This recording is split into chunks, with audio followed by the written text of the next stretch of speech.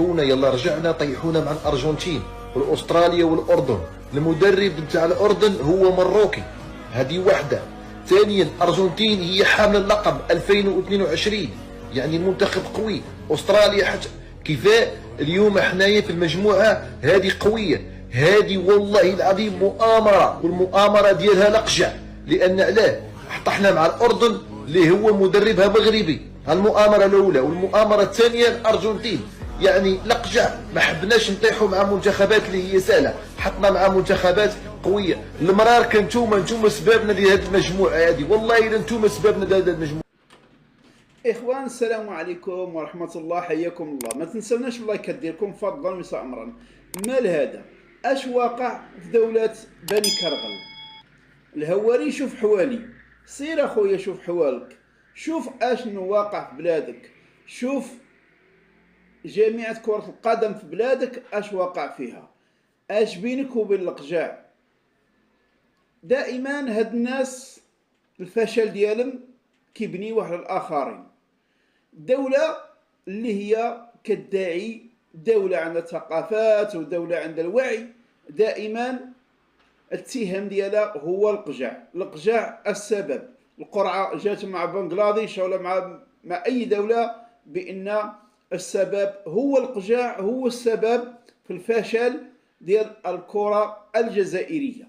دائما كيحطوا الفشل ديالهم على القجاع والمروك او المغرب هو السبب في الفشل ديالهم. شوف اخوتي، هاد الناس كيخنشلوا كل شيء، اي حاجه كيخنشلوها. بغاو يخرجوا كيقولوا بانهما خصهم الاسم ديال المنتخب ديالهم خصو يتغير ويرجع للاسد. حتى الاسد المغربي بغاو يخنشلوه. سمعوا هاد الجزائريه اللي هي كتعرف بان الجزائريين معروفين في الدول الغربيه بانهم خاصه سراقين، ما كيخدموش، وبغاو ينسبوا الاسم ديال الشعار ديال المنتخب ديالهم الاسد، وكيقولوا بانهما كانوا صائدي الاسد، بان الجزائريين كانوا كيصيدوا الاسود وكيربيوها في ديورهم وكيطوعوها في ديورهم. هما جزائريين، هما الاسود. سمعوا هاد الجزائريه من بني كرغل اشنو كتقول. اسمحوا لي نعاود الفيديو للمره الثانيه. انا مواطنه جزائريه اطالب بتغيير وصف المنتخب الجزائري.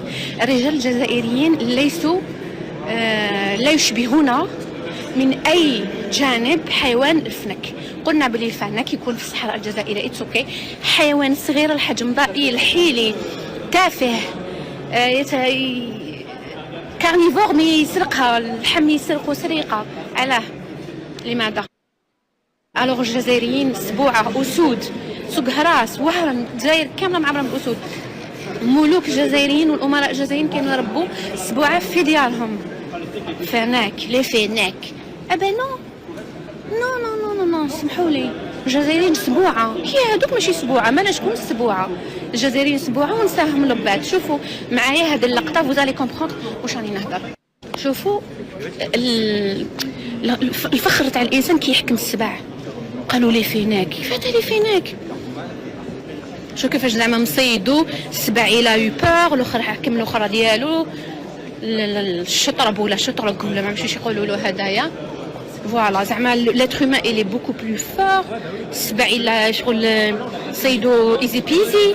قالوا لي فيناك، ماناش فيناك حنايا. فيناك خلوهم الاولاد الجزائريين الصغيورين اللي فيناك يكبروا يولي. كما سمعتوا اخوتي، هذا هو القول ديال هاد الجزائريه، وهي كتعرف بان ثعلب الصحراء هو خائن، وهي دولة خائنة وكتخون الجوار ديالها. يعلم كما قال حسن الثاني رحمه الله: يعلم الله مع من حشرنا في الجوار.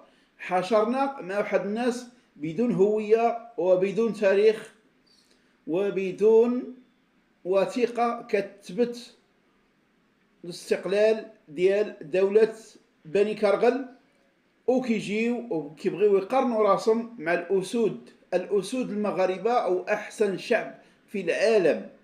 في التضامن والتكافل بين المجتمعات، لا الغربية ولا أي مجتمع كيكون المغربي أسد بين هاد الدول، وكتجي هاد الكرغولية وكتبغي تنسب اسم الأسد المغربي الزائر، كتبغي تنسبو لدولة اللي هي معروفة في الدول الغربية شعب ما كيخدمش، عايش بالنهب والسرقة. وهذا اعتراف حتى داخل الجزائر.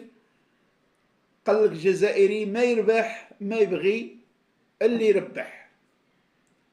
المهم الاخوان ما تنسوناش بلايكات ديالكم فضلا وليس امرا، كنتمنى لكم التوفيق ومسيره موفقه في حياه ديالكم.